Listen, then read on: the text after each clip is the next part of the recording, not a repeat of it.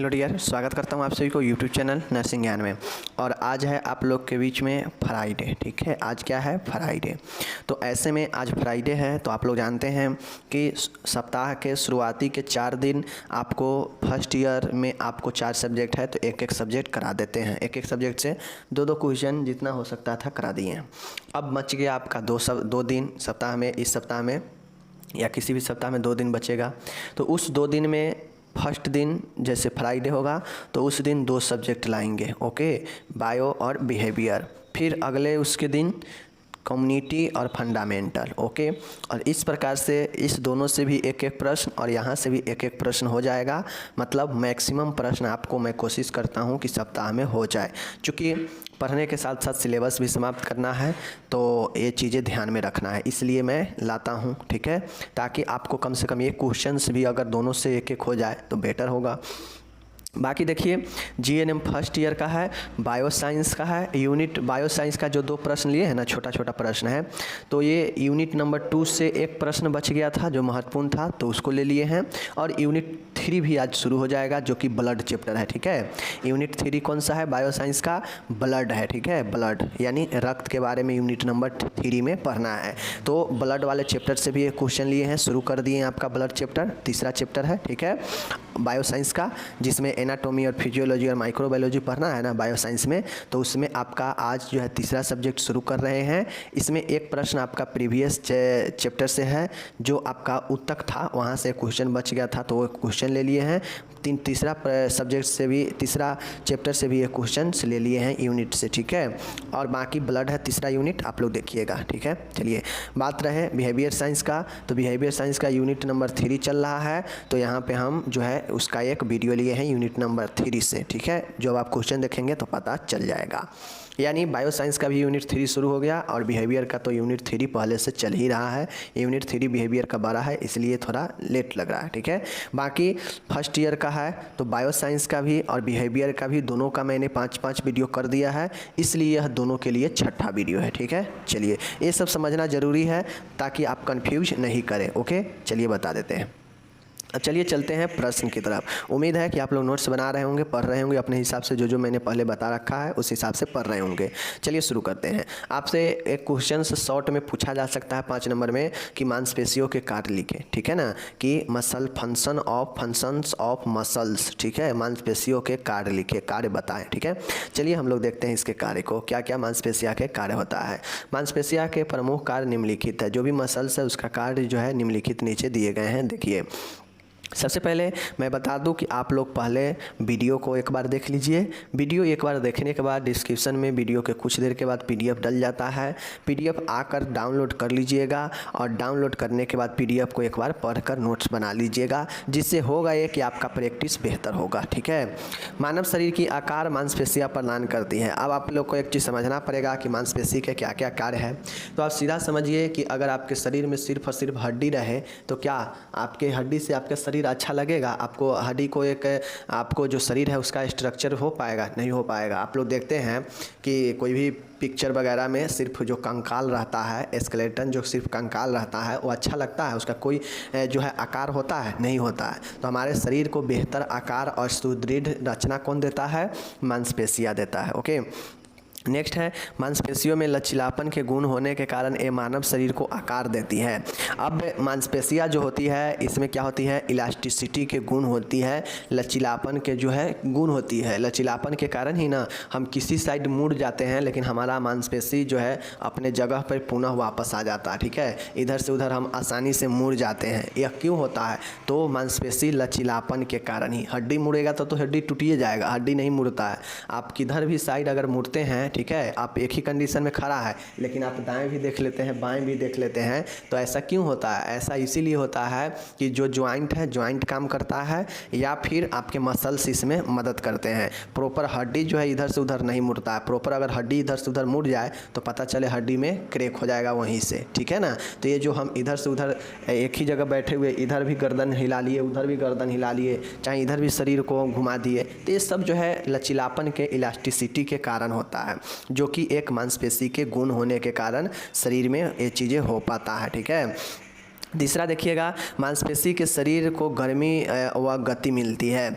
अब आप सीधा समझिए कि सिर्फ हड्डी करके छोड़ दिया जाए, अगर सीधा समझिए कि हमारे शरीर में सिर्फ हड्डी रहता, मांस नहीं रहता, तो क्या आपको हड्डी को डायरेक्टली टेम्परेचर लगता? ठीक है, तो हड्डी हमारे शरीर को क्या ऑब्जर्व कर पाता, चाहे गर्मी हो चाहे ठंडा हो? नहीं कर पाता। तो मांसपेशियाँ कहीं ना कहीं अपने अंदर चीज़ों को ऑब्जर्व कर लेता है, इसलिए हमें गर्मी में गर्मी का एहसास, ठंडी में ठंडी का एहसास होता है। ठीक है, और यह जो है, और साथ में मांसपेशियाँ जो है हमारे शरीर में गति का भी काम करता है।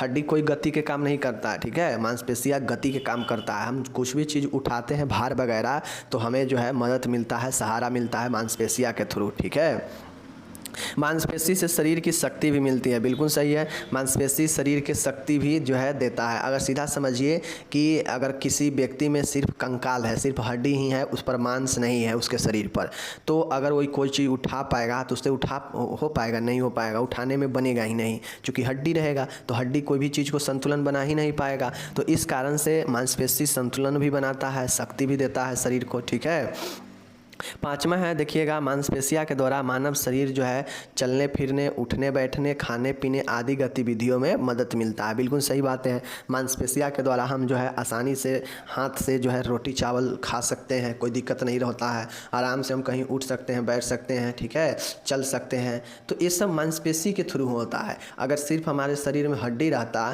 तो हमारे पैर में अगर सिर्फ हड्डी रहता तो हड्डी तो पतला रहता है, लेकिन हमें मांस देता है, तो मांस हमारे शरीर को कद काठी प्रदान करता है, पैर हाथ को चौड़ा बनाता है। ठीक है, जिससे हम आसानी से कोई भी चीज़ को पकड़ सकते हैं। ठीक है, लेकिन हड्डी तो पतला सा होता है, हड्डी का एक अलग ही शेप होता है, और चीज़ों को अपने ऊपर संतुलन बना ही नहीं पाएगा। तो ये सारे चीज़ मदद करता है व्यक्ति को मांसपेशियाँ। ठीक है, तो मांसपेशियाँ का ये सब कार्य है। नेक्स्ट है, मांसपेशियाँ शरीर में रक्त संचार की गति में और शरीर को मुलायम रखने में भी मदद करता है। बहुत बढ़िया। जो मसल्स है, जो मांस है हमारे शरीर का, वह मांस जो है हमारे शरीर में गति तो करता ही है ब्लड को, बट यह शरीर को सॉफ्ट मुलायम रखने में भी मदद करता है। अगर सीधा समझिए सिर्फ हड्डी रहता बॉडी में, तो हड्डी कभी भी सॉफ्ट होता है, मुलायम होता है? नहीं होता है, वह हमेशा हार्डनेस ही होता है।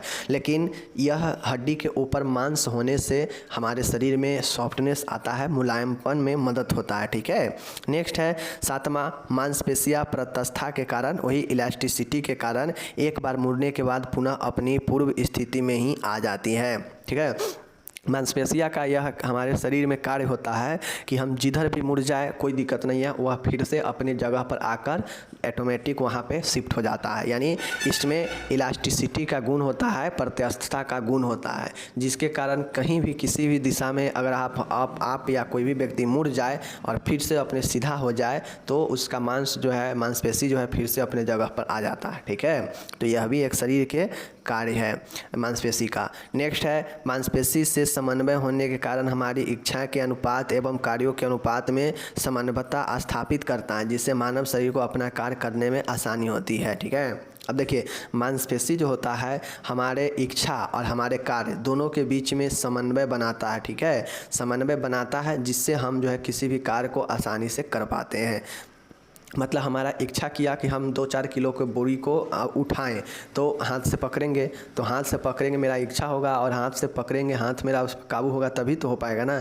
यानी इच्छा और कार्य दोनों में समन्वयता जो है स्थापित कौन करता है?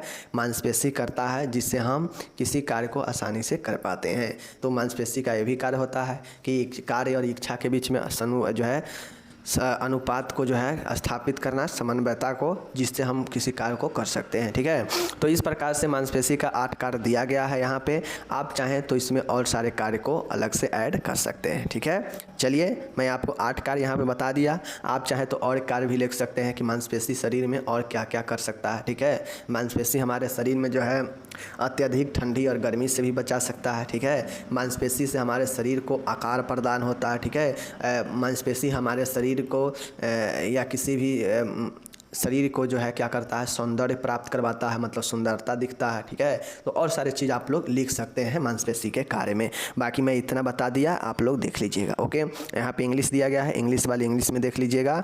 ठीक है, चलिए मैं मिलूँगा अगले वीडियो में, तब तक आप लोग अपना यहाँ पे नेक्स्ट क्वेश्चन की तरफ चलते हैं। तब तक आप लोग पहला वीडियो देख लिए होंगे, उम्मीद है। ठीक है।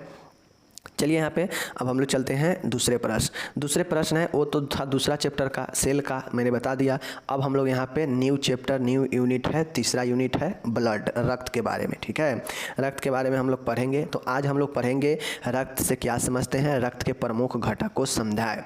आपको जीएनएम में पढ़ना है बायो साइंस, उसमें एनाटॉमी में रक्त और इसके घटक के बारे में पढ़ना है। रक्त ब्लड एक चैप्टर ही है जो कि तीसरा चैप्टर है जो आज से शुरू किए हैं।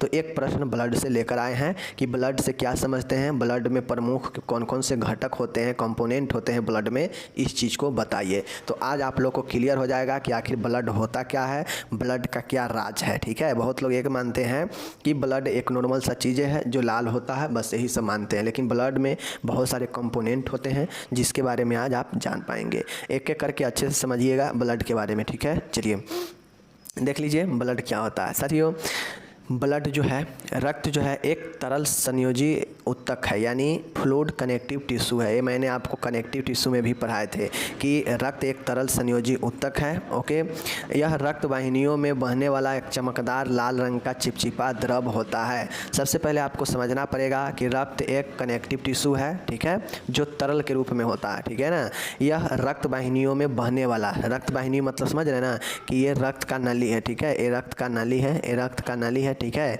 इसमें ब्लड बह रहा है। ठीक है, तो इसमें जो ब्लड बह रहा है ये क्या होता है, यह एक बहने वाला चमकदार लाल रंग का एक चिपचिपा सा द्रव होता है, और यही जो है रक्त होता है जो रक्त वाहिनी में ब्लड वेसल्स में फ्लो करता है, बहता है।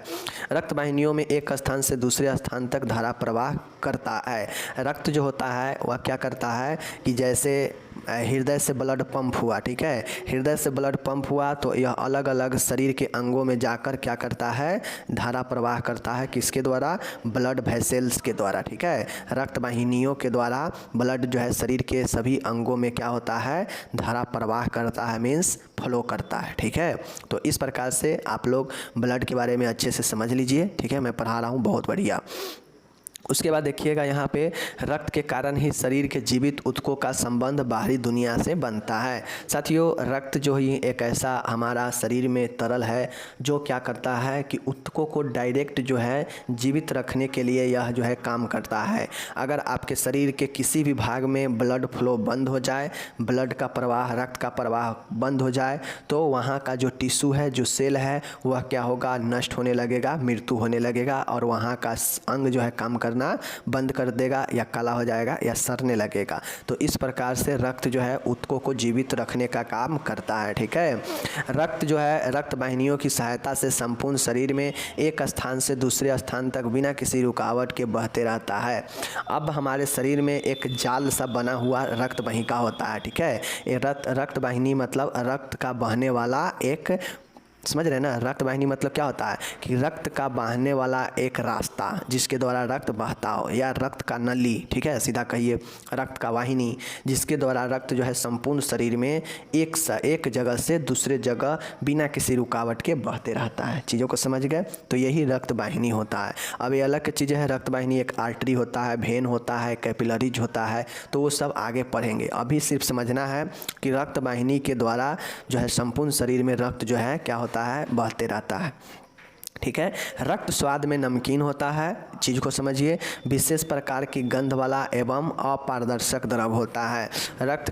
आप रक्त को किसी चीज़ में रखिए और आप कोशिश कीजिएगा कि रक्त से इस पार का चीज़ को उस पार के चीज़ इस पार के चीज़ को यहाँ से देखा जाए, और बीच में रक्त है, और आप कोशिश करेंगे कि हम रक्त के उस पार का चीज़ों को देखें रक्त से होकर, तो ऐसा नहीं होता है क्योंकि यह अपारदर्शक है। अगर पारदर्शक रहता तो मतलब होता है कि हम इस पार के चीज़ों को ब्लड के द्वारा देख सकते हैं। यानी ब्लड पारदर्शक के काम कब करता, जब ब्लड के पीछे कोई चीज़ें रख देते और वो आसानी से दिख जाता तो पारदर्शक होता, लेकिन ऐसा तो होता नहीं है। रक्त के पीछे आप कुछ रखेंगे तो दिखेगा ही नहीं, तो ये इसलिए यह अपारदर्शक द्रव होता है। ठीक है, और यह जो है एक प्रकार के विशेष गंध वाला नमकीन होता है। ठीक है, इसका गुण जो केमिकल गुण होता है वह क्षारीय होता है, एल्काइल होता है। ठीक है, समझिए, ये सब इंपॉर्टेंट चीज़ें हैं, ऑब्जेक्टिव के लिए पूछ देगा कि बताइए कि ब्लड का जो गुण होता है, प्रॉपर्टीज होता है, कैसा होता है, तो क्षारीय होता है। ठीक है, स्वाद में कैसा होता है, नमकीन होता है। ओके,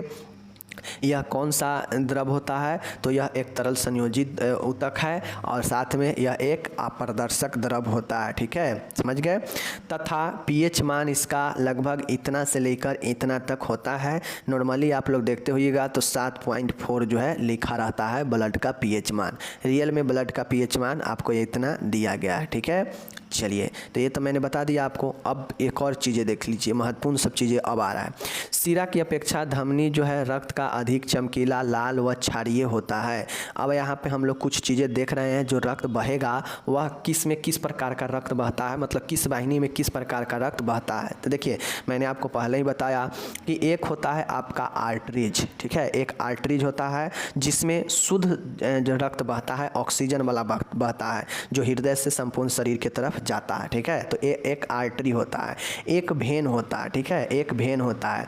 अब ये जो भेंस होता है, ये भेंस को सीरा कहते हैं, इससे आर्टरी को धमनी कहते हैं। ठीक है, अब ये जो भेन होता है सीरा, इस भेन के द्वारा शरीर के अन्य अंगों से रक्त जो है हृदय की तरफ आता है शुद्ध होने के लिए। मीन्स जो भेन होता है इसमें अशुद्ध रक्त बहता है, क्योंकि इसमें सभी ऑर्गेन के पास जो ब्लड है, जो अशुद्ध ब्लड है पहले वाला, उसको कलेक्ट भेन करता है और हृदय की तरफ पहुंचाता है। ठीक है, ताकि जो हृदय है वह जो है शुद्ध करने के लिए आगे भेज सके। समझ रहे हैं ना। तो ये जो है भेन क्या करता है, अशुद्ध रक्त को धोता है, आर्टरीज शुद्ध रक्त को धोता है। ठीक है, चलिए, तो ये चीज़ें समझ गए। वही कहता है कि जो भेन है, जो सीरा है, उसके अपेक्षा मतलब उसके तुलना में जो धमनियाँ हैं, जो आर्टरीज है, इसमें रक्त जो है चमकीला बहता है, लाल और क्षारीय होता है। क्यों होता है चमकीला और लाल?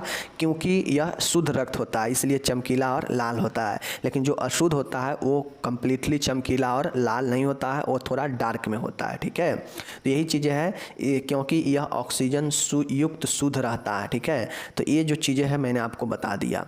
समान तापक्रम में रक्त का अपेक्षित घनत्व, अगर देखिए एक क्वेश्चन आपसे बहुत पूछता है कि यूरिन का घनत्व डेंसिटी कितना होता है बताइए। वो क्वेश्चन बहुत पूछता है, जो कि आगे पढ़ेंगे। लेकिन अभी एक क्वेश्चन और पढ़ लीजिए, आपसे एग्जाम में पूछ सकता है कि समान तापक्रम पर रक्त का जो है रिस्पेक्टिव डेंसिटी, अपेक्षित घनत्व कितना होता है बताइए। तो देख लीजिए 1.055 एवं 1.062 के बीच रहता है। ये चीज़ें नंबर याद कर लीजिए, ये रक्त का घनत्व है। ठीक है, हो गया। एक स्वस्थ पुरुष में रक्त की मात्रा 6 लीटर और एक स्वस्थ महिला में 4 से 5 लीटर होता है। ठीक है, अगर आपसे कोई पूछेगा कि बताइए कि कुल परसेंट शरीर के कितने परसेंट हिस्सा जो है रक्त का रहता है, तो साथियों 7% जो हिस्सा होता है वह रक्त का होता है। अगर मानिए कोई 50 किलो का व्यक्ति है, ठीक है, तो इसमें ब्लड कितने होंगे? 7% निकाल दीजिए, यानी 7 × 5 = 35, 3.5 kg ब्लड होगा। ठीक है, तो 3.5 kg ब्लड जो है इसमें एक व्यक्ति में 3.5 लीटर ब्लड होगा 50 kg के व्यक्ति में। इस प्रकार से 7% पूरे शरीर का ब्लड होता है। लीटर में कहेगा 6 लीटर मेल में और 4 से 5 लीटर फीमेल में। चीज़ों को समझ गए। चलिए, अब यहाँ पे आप लोग एक चीज़ देख लीजिए, सिराओं में बहने वाला रक्त बैंगनी व गहरा लाल डार्क रेड होता है, क्योंकि यह अशुद्ध रक्त होता है। मैंने आपको पहले ही बताया कि आर्टरी धमनी में बहने वाला चमकीला लाल होता है, जबकि सिरा में बहने वाला बैंगनी गहरा कलर के होता है, क्योंकि यहाँ पे अशुद्ध रक्त होता है जो शुद्ध होने के लिए जाता है, इसलिए इसका कलर थोड़ा चेंज हो जाता है। समझ गए चीज़ों को, कोई दिक्कत? चलिए, अब यहाँ पे कंपोनेंट्स ऑफ ब्लड, चूँकि हम लोग को ब्लड के घटक के बारे में भी पूछा है, तो घटक के बारे में भी बताना है। अभी तक जो मैं पढ़ा या आप देखें वो ब्लड के बारे में था। ब्लड के बारे में अब हमें अंदाज़ नहीं लगता है कि एक भी क्वेश्चन रहने चाहिए। ठीक है, रक्त देखने में तो तरल होता है, सब जानते हैं, परंतु यह द्रव एवं ठोस भाग से निर्मित होता है। आप कहेंगे कि जो ब्लड है वो सिर्फ और सिर्फ तरल है, चूँकि वह एक तरल के जैसे रहता है, द्रव के जैसे, लेकिन ऐसा नहीं है। यह द्रव और ठोस दोनों से निर्मित होता है। जब द्रव जमता है, जब ब्लड जमता है ना, तो देखते होइएगा उसमें एक कण टाइप से रहता है, हल्का हल्का कण रहता है उसमें, यानी वह ठोस से भी मिलकर बना है। ठीक है, रक्त का अध्ययन करने पर हल्के पीले रंग के द्रव प्लाज्मा के रूप में ठोस पदार्थ तैरते दिखाई देते हैं।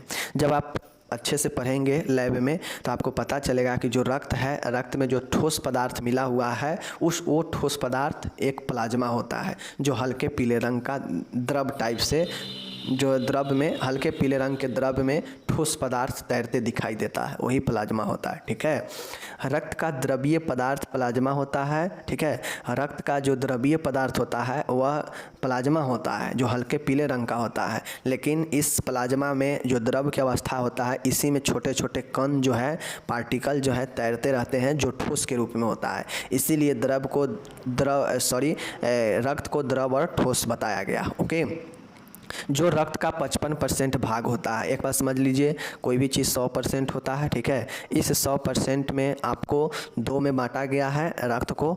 एक होता है 55% जिसे प्लाज्मा होता है 55%, और शेष का जो होता है 45%, इसमें ब्लड के 3 चीज़ें मिले रहते हैं। ठीक है, एक आपका होता है RBC, एक होता है आपका WBC और एक होता है प्लेटलेट। यानी इस 45% में ही RBC, WBC और प्लेटलेट होता है, समझ गए। और बाकी के जो 55% होते हैं, ये हल्के पीले रंग का द्रव होता है, जो प्लाज्मा होता है। चीज़ें को समझ गए। तो मेनली इसी 45% को पढ़ाई किया जाता है, जिसमें RBC, WBC और प्लेटलेट होते हैं। ठीक है, तो चलिए देखते हैं। बाकी यहाँ पे देख लीजिए, रक्त में ठोस पदार्थ रक्त कोशिकाएं होती है। यह रक्त का 45% भाग बनाते हैं। ठोस पदार्थों में निम्नलिखित कण होते हैं। ठीक है, अब ये जो ठोस पदार्थ हम लोग देखते हैं ना, जो मैंने अभी आपको बताया कि ये 45% जो कण है, ये 45% रक्त का ठोस होता है, ठोस पार्टिकल के रूप में। ठीक है, जिसमें RBC होता है, WBC होता है और प्लेटलेट होता है। चीज़ों को समझ गए। चलिए, तो यहीं पे है, देखिए, लाल रक्त कोशिका को दूसरा नाम क्या कहा जाता है, बहुत इंपॉर्टेंट है, समझिएगा। एक तो रेड ब्लड सेल RBC होता ही है, इसका दूसरा नाम एरिथ्रोसाइट है, बहुत महत्वपूर्ण है, एरिथ्रोसाइट, ध्यान से देखिएगा। ओके, चलिए, दूसरा है WBC का नाम होता है व्हाइट ब्लड सेल्स, श्वेत रक्त कणिका, या इसी को दूसरे भाषा में ल्यूकोसाइट कहा जाता है। ठीक है, ल्यूकोसाइट्स। ओके, नेक्स्ट देखिएगा, प्लेटलेट्स है। प्लेटलेट्स को हम लोग थ्रोम्बोसाइट कहते हैं। चीज़ों को समझ गए। तो इस प्रकार से जो 45% ठोस कण है, उस 45% में यही 3 चीज़ पाया जाता है, RBC, WBC और प्लेटलेट्स, जो एक कण के रूप में तैरते रहता है। समझ गए चीज़ को, जो एक महत्वपूर्ण पार्ट होता है। तो ये जो है ब्लड के घटक होते हैं। बाकी उस 55% प्लाज्मा में 90 से 92% जल ही होता है। ठीक है ना, जो 55% प्लाज्मा हल्के पीले रंग का द्रव होता है ना, इसमें 90 से 92% जल का ही मात्रा होता है। चीज़ों को समझ गए।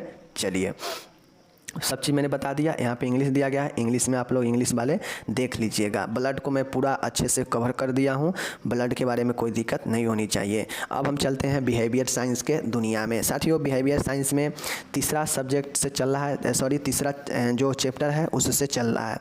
क्या चल रहा है देख लीजिए। क्वेश्चंस आपके पहले मैं पढ़ाया था कि स्वास्थ्य, मानसिक रूप से स्वस्थ और अस्वस्थ व्यक्ति के डिटेल में मैंने पढ़ा दिया है। अब हम लोग यहाँ पर देख रहे हैं राष्ट्रीय मानसिक स्वास्थ्य कार्यक्रम क्या है। मानसिक स्वास्थ्य कार्यक्रम में एक नर्स की भूमिका क्या होती है। एक क्वेश्चन आपसे बहुत बार पूछता है। NMHP फुल फॉर्म ध्यान रखिएगा, NMHP। NMHP का मतलब होता है N for national, M for mental, H for health, P for programme. National mental health programme यानी राष्ट्रीय मानसिक स्वास्थ्य कार्यक्रम। ठीक है, तो इस चीज़ के बारे में आपसे पूछेगा क्वेश्चन। इस बार के लिए मोस्ट VVI है, 10 नंबर में, देख लीजिएगा बहुत बढ़िया से। और साथ में यह एक कार्यक्रम है जो सरकार के द्वारा चलाया जाता है। इस कार्यक्रम में नर्स क्या क्या कर सकती है, नर्स का क्या भूमिका रोल हो सकता है, इसके बारे में बता देना है। ठीक है, चलिए, यहाँ पे आप लोग देख लीजिए क्या है चीज़ें। यहाँ पे देखते हैं राष्ट्रीय मानसिक स्वास्थ्य कार्यक्रम क्या है। देखिए, सबसे पहले आप कोई भी, देखिए, मैं पहले आप लोग को बता दिया था कि अगर आप लोग अच्छे स्टूडेंट हैं तो वीडियो तब देखें जब आपके पास पूर्ण समय हो। जितना देर का वीडियो है उतना देर का। अगर पूर्ण समय नहीं है तो आधा अधूरा इधर उधर बैठ के मत देखिए। ठीक है, इससे कोई फ़ायदा नहीं होगा। चाहे चूँकि आपके वीडियो डालने के बाद आपके पास अगले वीडियो तक 24 घंटे का समय है। इनके बीच में आप जब भी समय मिलता है, समय निकालिए, वीडियो को अच्छे से देखिए, समझिए कि क्या हम बोल रहे हैं और इसका मतलब क्या होता है। हम बहुत आसान से समझाने का प्रयास करते हैं। वीडियो कंप्लीट वॉच करने के बाद जो कॉपी बना रहे हैं, उस कॉपी में उसको नोट्स के तौर पर बनाइए और पढ़ते हुए लिखिए, ताकि आप चीज़ों बाद में भूलें नहीं, चीज़ों के बारे में समझ जाए, जान जाए। समझ रहे हैं ना। चलिए, तो अब हम लोग देखते हैं राष्ट्रीय मानसिक स्वास्थ्य कार्यक्रम होता क्या है। ठीक है, चलिए साथियों, राष्ट्रीय मानसिक स्वास्थ्य कार्यक्रम सन 1982 में भारत सरकार द्वारा राष्ट्रीय मानसिक स्वास्थ्य कार्यक्रम चालू किया गया। ठीक है, सबसे पहले समझिएगा, भारत सरकार ने 1982 में एक कार्यक्रम शुरू किया जिसका नाम क्या दिया, NMHP, national mental health programme, राष्ट्रीय मानसिक स्वास्थ्य कार्यक्रम, यह नाम दिया। ठीक है, जो भारत सरकार के द्वारा पूरे राष्ट्रीय स्तर पर लागू चालू किया गया। सन 2003 में इसमें कुछ प्रावधान जोड़े गए। अब होता है कि कोई भी कानून बनता है, कोई भी जो है कार्यक्रम चालू होता है तो आगे चल के उसमें संशोधन होता है। ठीक है, तो यही 2003 में एक कुछ प्रावधान किया गया, संशोधन जोड़ा गया इसमें।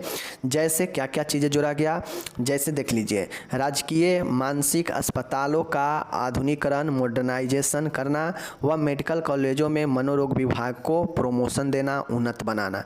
ठीक है,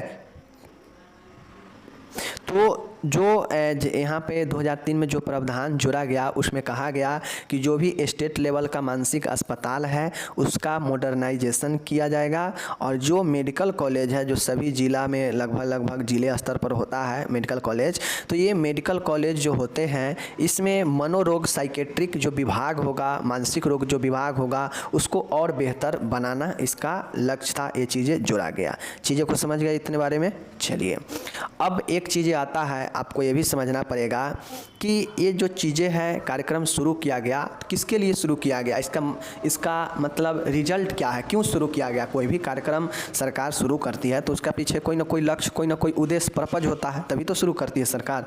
तो आखिर इस कार्यक्रम का भी शुरू करने का क्या उद्देश्य था, क्या इसका पीछे राज था, तो चलिए जानते हैं। Objectives of mental health programme. ठीक है, national mental health programme. Objective means उद्देश्य। चलिए हम लोग देखते हैं एक एक करके। तो देखिए, इसके शुरू करने का कार्यक्रम का निम्नलिखित उद्देश्य हो सकते हैं। पहले ये चीज़ लिखिएगा, उसके बाद पहला पॉइंट लिखिएगा, मानसिक जो रोगों है, मानसिक रोगों को पहचानना व उनका उपचार उपलब्ध कराना। आप सीधा बात समझ जाइए कि यह जो है मेंटल हेल्थ प्रोग्राम है, मीन्स मानसिक स्वास्थ्य का एक कार्यक्रम है। तो इसमें वही सारे चीज़ों के लिए किया गया जो मानसिक रोगों से, मानसिक स्वास्थ्य से जुड़ा हुआ है, उसी चीज़ के लिए यह कार्यक्रम शुरू किया गया।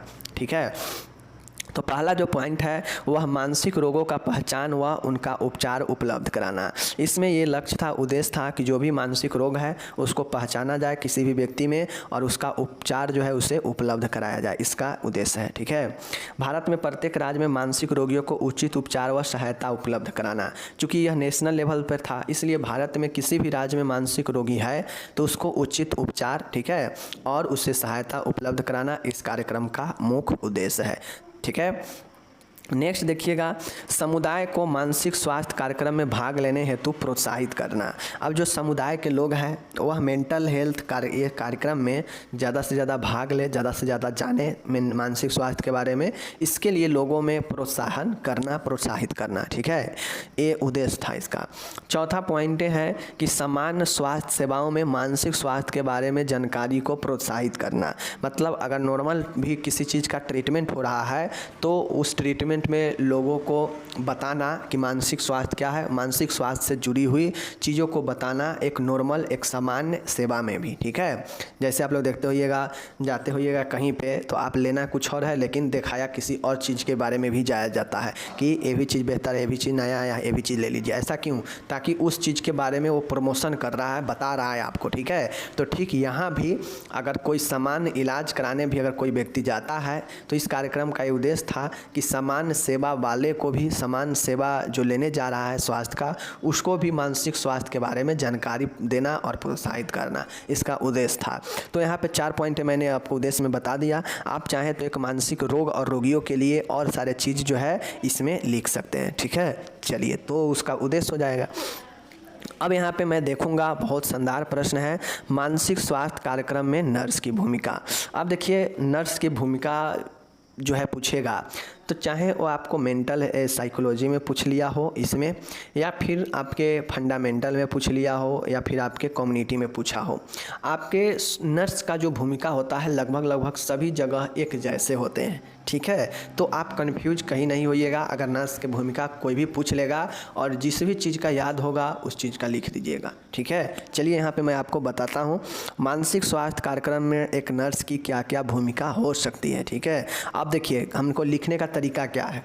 अगर हमसे यहाँ पे पूछ रहा है मानसिक स्वास्थ्य कार्यक्रम, तो हम आगे जो भी इसका भूमिका लिखेंगे, पॉइंट तो सभी सब्जेक्ट में, चाहे कम्युनिटी में पूछे चाहे फंडामेंटल में नर्स का भूमिका पूछे, ठीक है, सब जगह पॉइंट जो है सेम होगा, लेकिन लिखने का तरीका चेंज हो जाएगा। चूँकि ये हम लोग मानसिक स्वास्थ्य के लिए देख रहे हैं, तो यहाँ पे मानसिक स्वास्थ्य के बारे में इसके डिटेल में लिखेंगे।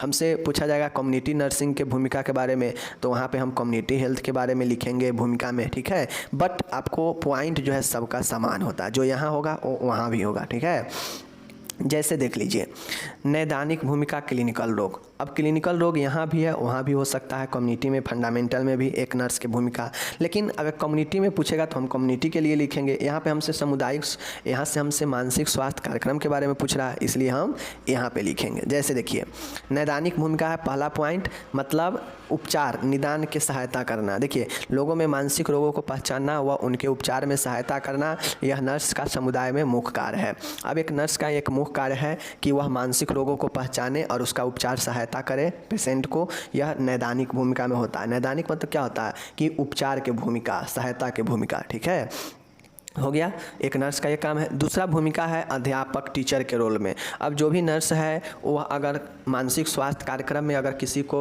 भूमिका निभा रही है अपना, तो उसका एक भूमिका ये भी होता है कि वह एज ए टीचर के रूप में भी काम करती है। नर्स लोगों में जो है मानसिक रोगों के बारे में बताती है, शिक्षा प्रदान करती है और इसका कैसे इलाज, कैसे इसको ठीक करना है, कैसे इससे निकलना है, बेहतर बनाना है मानसिक स्वास्थ्य को, इसके लिए लोगों में इसके प्रति गलत अवधारणा को भी दूर करती है। क्योंकि बहुत लोग मानते हैं कि मानसिक रोग कभी ठीक नहीं होता है या ये फैलने वाला होता है, तो इस प्रकार से और इसके रोकथाम से संबंधित सारे चीज़ का शिक्षा देती है। तो यह जो है अध्यापक के रूप में हो जाती है। तीसरा है परामर्शदाता की भूमिका काउंसलर के रूप में। अब एक नर्स जो होती है वह क्या करती है कि मानसिक रोगों को जो है रोगियों को क्या करती है कि एक समूह में, एक ग्रुप में जो है क्या करती है, वह काउंसलिंग करती है। और काउंसलिंग में होता क्या है कि सामने वाले को बातों को सुनकर उसके अनुसार जो है उसके एक चीज़ को बताना कि आपके लिए क्या बेहतर है। ठीक है, इसलिए जो नर्स होती है वह मानसिक स्वास्थ्य कार्यक्रम में एज ए काउंसलर भी भूमिका निभाती है, परामर्शदाता के रूप में भी, और वह जो है मानसिक रोगियों और समुदाय में लोगों को जो है मानसिक रोगों के बारे में परामर्श भी देती है, और यह जो है मानसिक रोगों को कमी लाती है परामर्श देके। ठीक है, उचित परामर्श यानी सलाह देकर। ठीक है, ये हो गया तीसरा। चौथा है समायोजन की भूमिका। अब इसमें जो नर्स होती है, चूँकि यह एक कार्यक्रम है, कार्यक्रम में एक नर्स ही तो नहीं होगी, इसमें और सारा स्वास्थ्य टीम होगा, स्वास्थ्य के काम करने वाले लोग होंगे।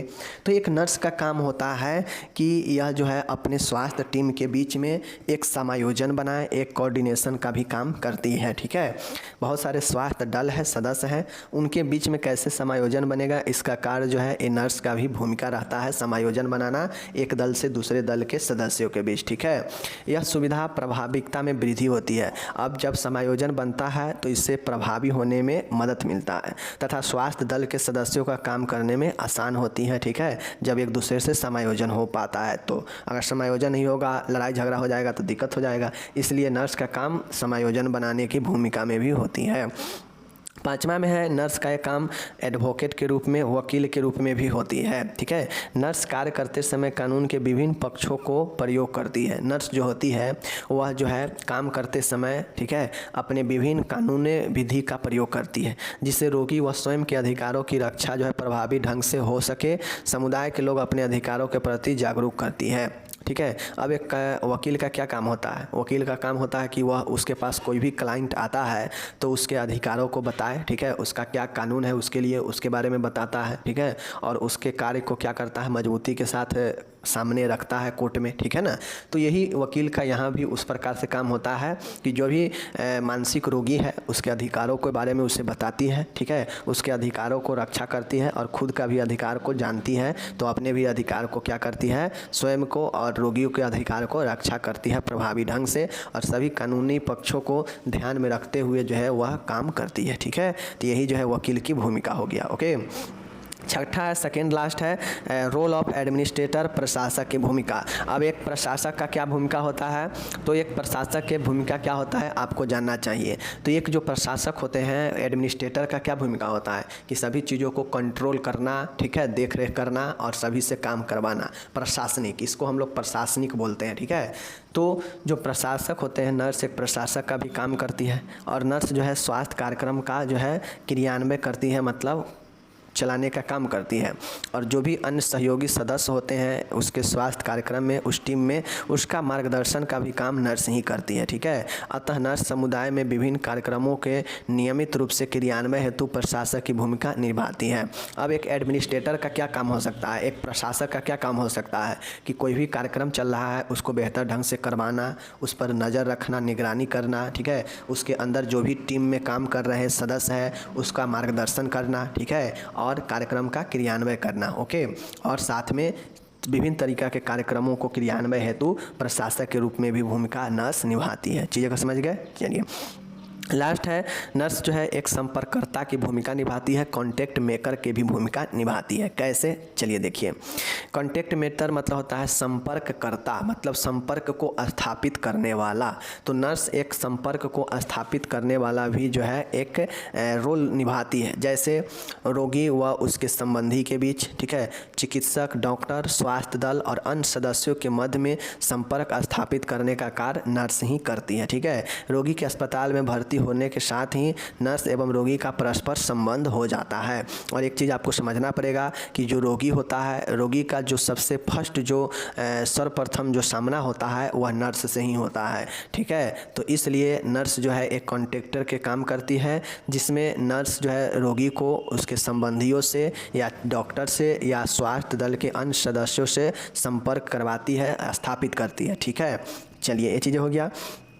इस प्रकार देखिएगा, स्पष्ट है कि मानसिक स्वास्थ्य कार्यक्रम की सफलता के लिए नर्स एक महत्वपूर्ण कड़ी है। चाहे स्वास्थ्य के क्षेत्र में कोई भी कार्यक्रम क्यों ना हो, उस कार्यक्रम के लिए नर्स का एक महत्वपूर्ण कड़ी होता है, ठीक है। और इस प्रकार से हमारा नेशनल मेंटल हेल्थ प्रोग्राम समाप्त होता है और इसमें नर्स का भूमिका समाप्त होता है। ओके, आपसे ये क्वेश्चन 10 नंबर में पूछेगा तो आप अच्छे से डील कर दीजिएगा, सभी जितने मैंने अभी पढ़ाया। ओके, यहाँ पे इंग्लिश दिया गया है, इंग्लिश वाले इंग्लिश में देख लीजिएगा अपना, और फिर जो है आपका यहाँ पे PDF डिस्क्रिप्शन में मिल जाएगा। ओके, चलिए मिलेंगे अगले वीडियो में, तब तक आप अपना ख्याल रखिए। धन्यवाद।